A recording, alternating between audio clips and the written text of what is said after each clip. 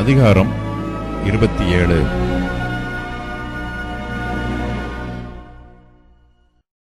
விடியற்காலமானபோது சகல பிரதான ஆசாரியரும் ஜனத்தின் மூப்பரும் இயேசுவை கொலை செய்யும்படி அவருக்கு விரோதமாக ஆலோசனை பண்ணி அவரை கட்டி கொண்டு போய் தேசாதிபதியாகிய பொந்தியு பிலாத்துவினிடத்தில் ஒப்புக் கொடுத்தார்கள்.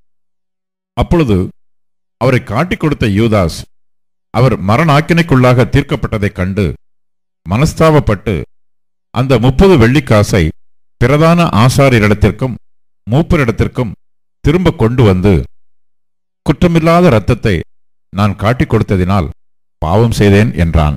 அதற்கு அவர்கள், எங்களுக்கென்ன, அது உன் பாடு என்றார்கள்.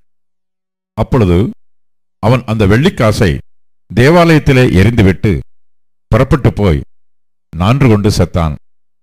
பிரதான ஆசாரியர் அந்த வெள்ளிக்காசை எடுத்து, இது இரத்தக்கரையமானதால் காணிக்கைப் பெட்டியிலே இதை போடலாகாது என்று சொல்லி ஆலோசனை பண்ணின பின்பு அந்நியரை அடக்கம் பண்ணுவதற்கு கொயவனுடைய நிலத்தை அதனாலே கொண்டார்கள்.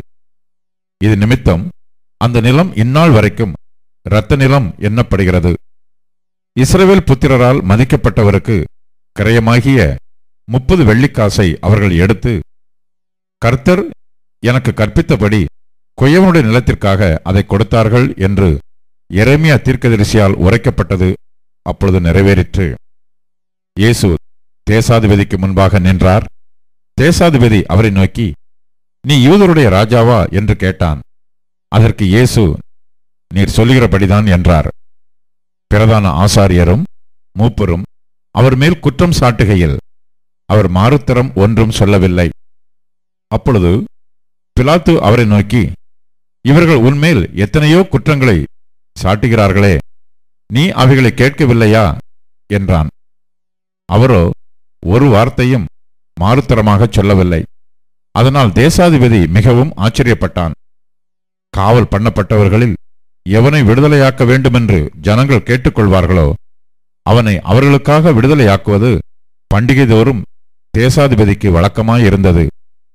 அப்பொழுது காவல் பண்ணப்பட்டவர்களில் பரபாஸ் என்னப்பட்ட பேர் போன ஒருவன் இருந்தான்.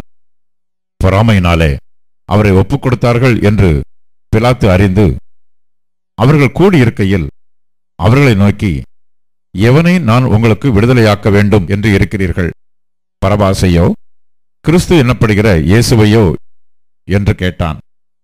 அவன் நியாயாசனத்தில் உட்கார்ந்திருக்கையில் அவனுடைய மனைவி அவனிடத்தில் ஆள் அனுப்பி, நீர் அந்த நீதிமானை ஒன்றும் செய்ய வேண்டாம், அவர் நிமித்தம் இன்றைக்கு சொப்பனத்தில் வெகு பாடுபட்டேன் என்று சொல்லச் சொன்னாள். பரபாசை விட்டுவிட கேட்டுக்கொள்ளவும் இயேசுவை கொலை செய்விக்கவும் பிரதான ஆசாரியரும் மூப்பரும் ஜனங்களை ஏவிவிட்டார்கள்.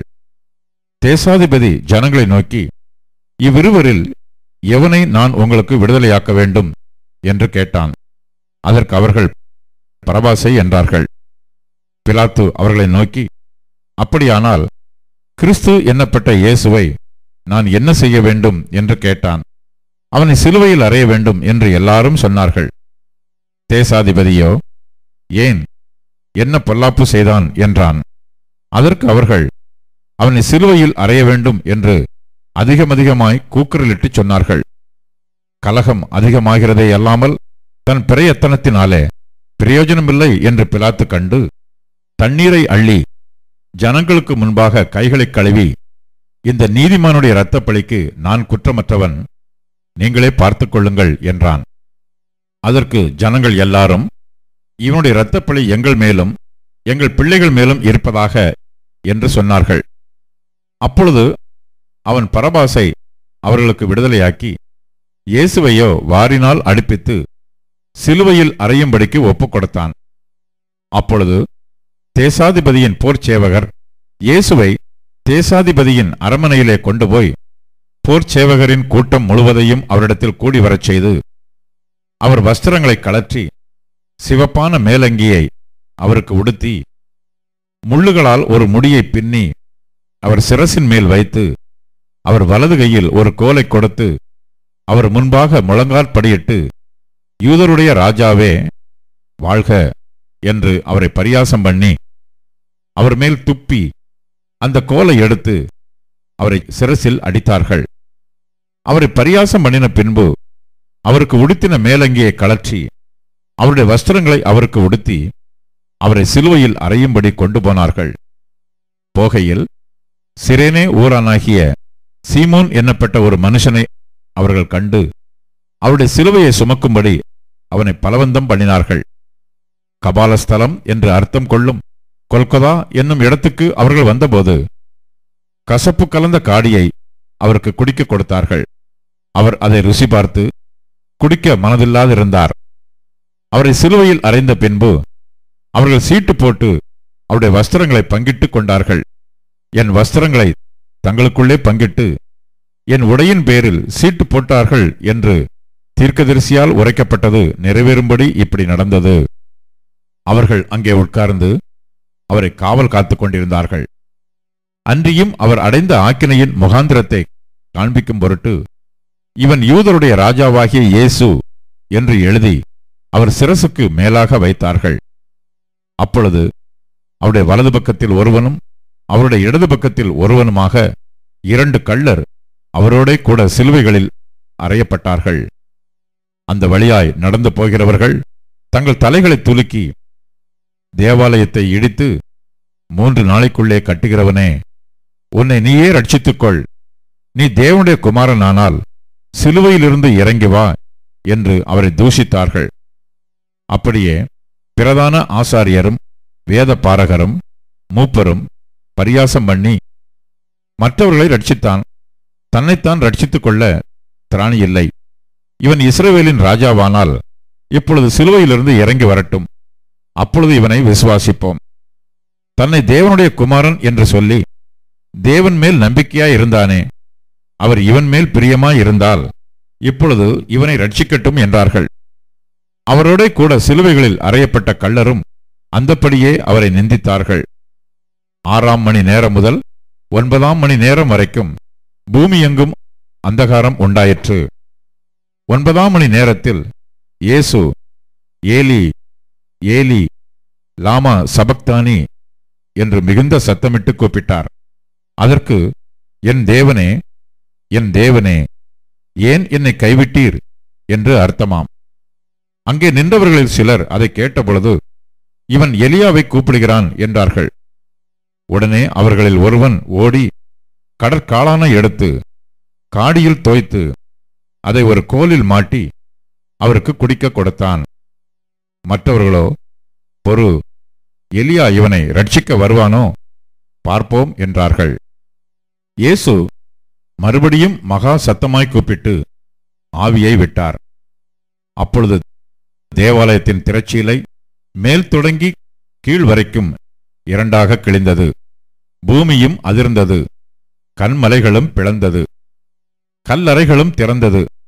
நித்திரையடைந்திருந்த அநேக பரிசுத்தவான்களுடைய சரீரங்களும் எழுந்திருந்தது. அவர் உயிர்த்தெழுந்த பின்பு இவர்கள் கல்லறைகளை விட்டு புறப்பட்டு பரிசுத்த நகரத்தில் பிரவேசித்து அநேகருக்கு காணப்பட்டார்கள். 100க்கு அதிபதியும் அவனோட கூட இயேசுவை காவல் காத்திருந்தவர்களும் பூமி அதிர்ச்சியையும் சம்பவித்த காரியங்களையும் கண்டு மிகவும் பயந்து, மெய்யாகவே இவர் தேவனுடைய குமாரன் என்றார்கள். மேலும் இயேசுவுக்கு ஊழியம் செய்யும்படி கலிலேயாவிலிருந்து அவரோட வந்திருந்த அநேக ஸ்திரீகள் அங்கே தூரத்திலே நின்று பார்த்து கொண்டிருந்தார்கள். அவர்களுக்குள்ளே மகதலேனா மரியாளும், யாக்கோபுக்கும் யோசேக்கும் தாயாகிய மரியாளும், செபதேயுவின் குமாரருடைய தாயும் இருந்தார்கள். சாயங்காலமானபோது இயேசுவுக்கு சீஷனும் ஐஸ்வர்யவானுமாயிருந்த யோசேப்பு என்னும் பெயர் கொண்ட அரிமத்தியா ஊரானாகிய ஒரு மனுஷன் வந்து பிலாத்துவினிடத்தில் போய் இயேசுவின் சரீரத்தை கேட்டான். அப்பொழுது சரீரத்தை கொடுக்கும்படி பிலாத்து கட்டளையிட்டான். யோசேப்பு அந்த சரீரத்தை எடுத்து துய்யதான மெல்லிய துப்பட்டியிலே சுற்றி தான் கன்மலையில் வெட்டியிருந்த தன்னுடைய புதிய கல்லறையிலே அதை வைத்து கல்லறையின் வாசலில் ஒரு பெரிய கல்லை புரட்டி வைத்து போனான். அங்கே மகதலேனா மரியாளும் மற்ற மரியாளும் கல்லறைக்கு எதிராக உட்கார்ந்திருந்தார்கள். ஆயத்த நாளுக்கு பின்னான மறுநாளிலே பிரதான ஆசாரியரும் பரிசேயரும் பிலாத்துவினிடத்தில் கூடி வந்து, ஆண்டவனே, அந்த எத்தன் உயிரோடு இருக்கும்போது 3 நாளைக்கு பின் எழுந்திருப்பேன் என்று சொன்னது எங்களுக்கு ஞாபகம் இருக்கிறது. ஆகையால் அவனுடைய சீஷர்கள் ராத்திரியிலே வந்து அவனை களவாய் கொண்டு போய் மரித்தோரிலிருந்து எழுந்தான் என்று ஜனங்களுக்கு சொல்லாதபடிக்கும், முந்தின எத்தை பார்க்கிலும் பிந்தின எத்து கொடிதாகாதபடிக்கும் நீர் 3 நாள் வரைக்கும் கல்லறையை பத்திரப்படுத்தும்படி கட்டளிட வேண்டும் என்றார்கள். அதற்கு பிலாத்து, உங்களுக்கு காவல் சேவகர் உண்டே, போய் உங்களால் கூடிய மட்டும் பத்திரப்படுத்திக் கொள்ளுங்கள் என்றான். அவர்கள் போய் கல்லுக்கு முத்திரை போட்டு காவல் வைத்து கல்லறையை பத்திரப்படுத்தினார்கள்.